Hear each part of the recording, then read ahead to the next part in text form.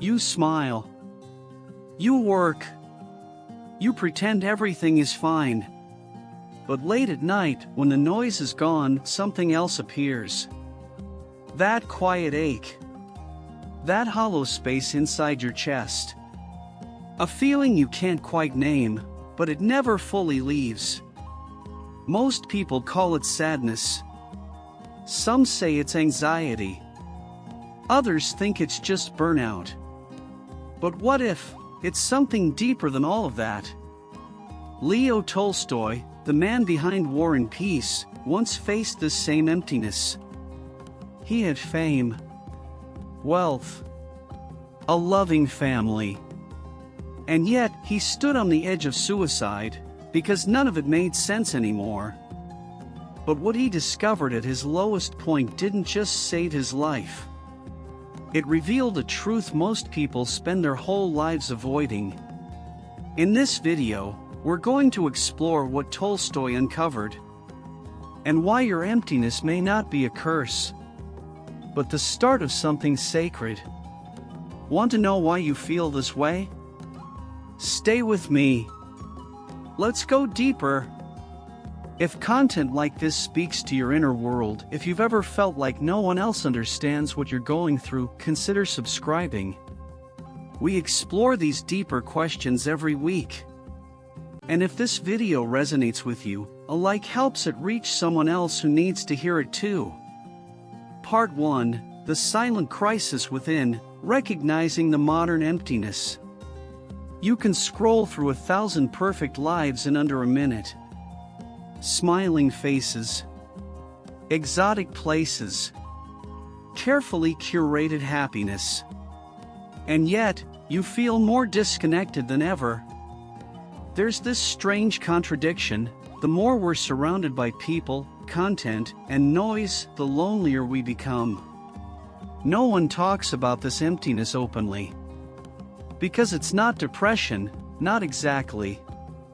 It's not something you can fix with a vacation, or distract with a playlist. It's something deeper. A silent ache that asks, what is all this for?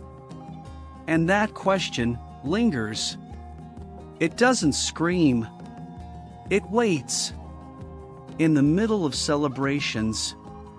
In the middle of scrolling. Even in the arms of someone you love. Many people spend years running from that silence. Keeping their calendars full, their minds busy, their emotions numbed. But what if the emptiness isn't a problem? What if it's a message? A quiet knock from a part of you that refuses to settle for surface-level life. Tolstoy believed that this very emptiness was the beginning of something sacred.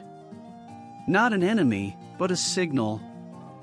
A sign that your soul has outgrown the shallow narratives of the world. And unless you face it, honestly, it will return over and over again until you finally listen. Part 2: Tolstoy's Descent, Why a Successful Man Wanted to Die. Leo Tolstoy wasn't a man lacking success. He was already one of the most respected writers in the world. Celebrated for War and Peace, admired for his brilliance, his wealth, his social status. He had everything that people today are told to chase.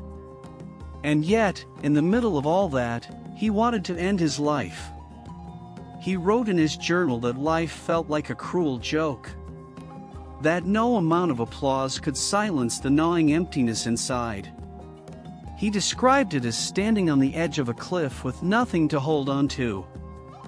The abyss calling to him not with violence, but with a kind of seductive indifference. And what shook him wasn't the darkness itself. It was the realization that even with all his achievements, he had no answer to life's most basic question. Why do I live? He had children he adored. A wife who loved him. He was wealthy, respected, immortalized in literary circles. And yet, none of it answered the scream inside. Because when purpose is missing, everything else becomes noise. Tolstoy's descent was not a breakdown. It was a breakthrough. He stopped pretending. He stopped performing. And he allowed himself to face the one thing modern life trains us to avoid: the void beneath the illusion of success. Part 3: The Illusion of Meaning, What Society Gets Wrong. We live in a world obsessed with productivity. Your value is measured by how much you can produce, how fast you can grow, how visible your success is. You're told that happiness comes from achieving goals, acquiring things, climbing ladders. And so, like most people, you start running, chasing dreams you didn't even choose. But here's what Tolstoy saw long before us. This race never ends. You reach the milestone, and suddenly, the next one appears. You buy the thing, and it quickly becomes normal. You get the job, the relationship, the praise, and still, that quiet question returns. Is this really it? Society offers answers, of course. Get more followers, more freedom, more pleasure. But none of it touches the root of the question. Because the real issue isn't external. It's internal. The illusion of meaning is the idea that fulfillment comes from the outside in. That if you build a life that looks good, it will eventually feel good. Tolstoy shattered that illusion. He realized that you can have everything the world admires and still feel like a stranger in your own soul. And when you finally admit that the system is broken, that chasing what everyone else chases leaves you empty. You stand at the same crossroads Tolstoy faced. Part 4: The Turning Point, Tolstoy's Search for Real Purpose. Tolstoy didn't find peace through more achievement. He found it by walking away from the illusions, from the applause, from the comfortable cage that everyone called success. He began reading not the philosophers of the elite, but the lives of peasants. People who had nothing and yet seemed to carry something he lacked. A quiet certainty. A purpose rooted not in performance, but in presence. He realized he had built his life on ideas borrowed from others.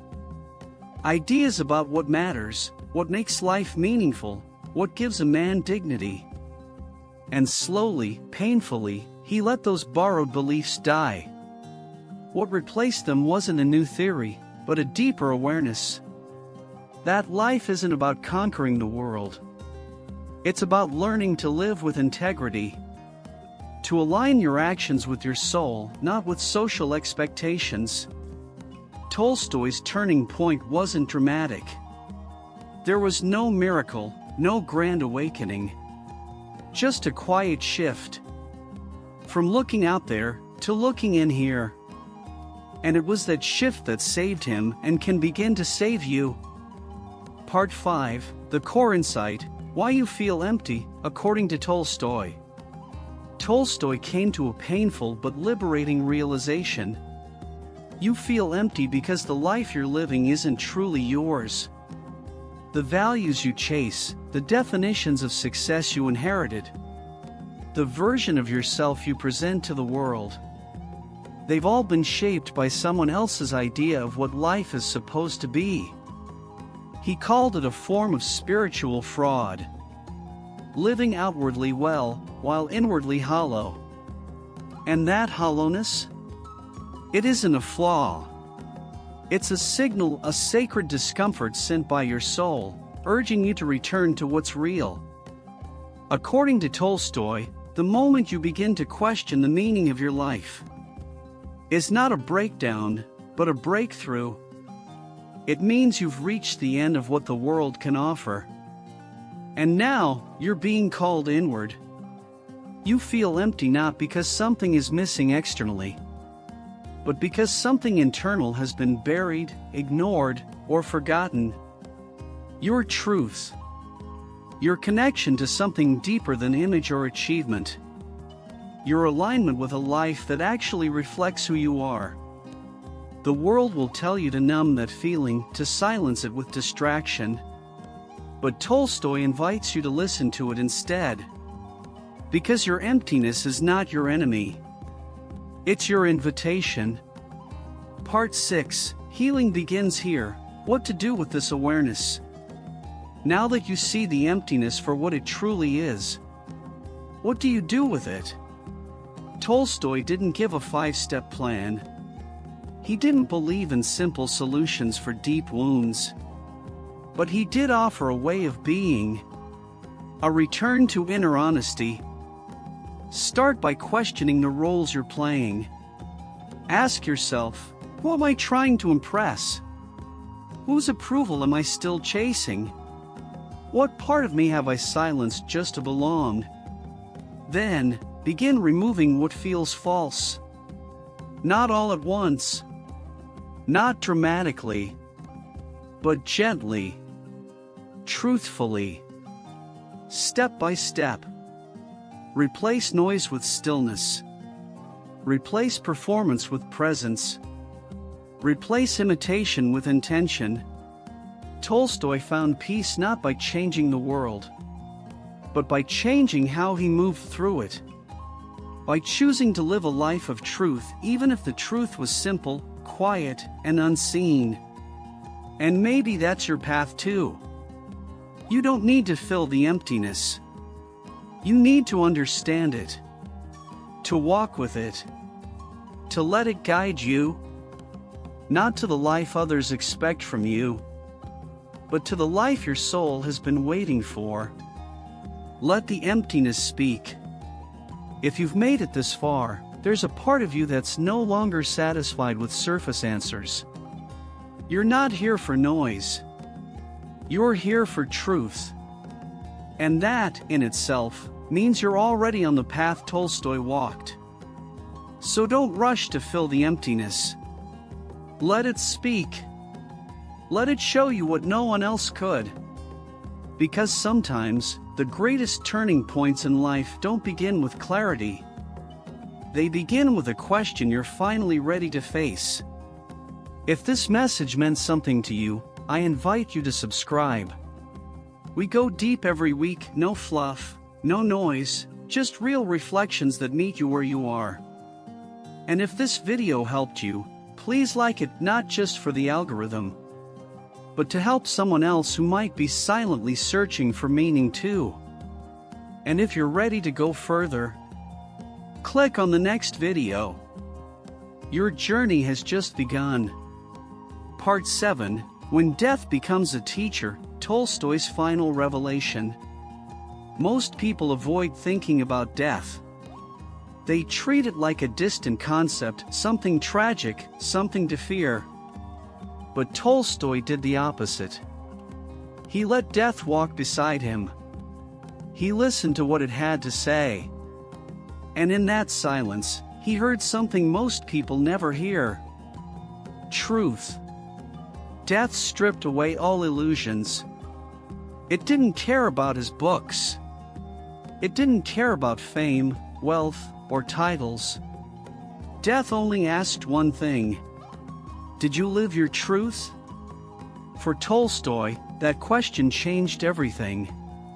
He realized that every breath is a chance to return to meaning. That mortality is not the enemy of life, it's the force that gives it urgency. And suddenly, what seemed small became sacred. The quiet mourning. The honest word.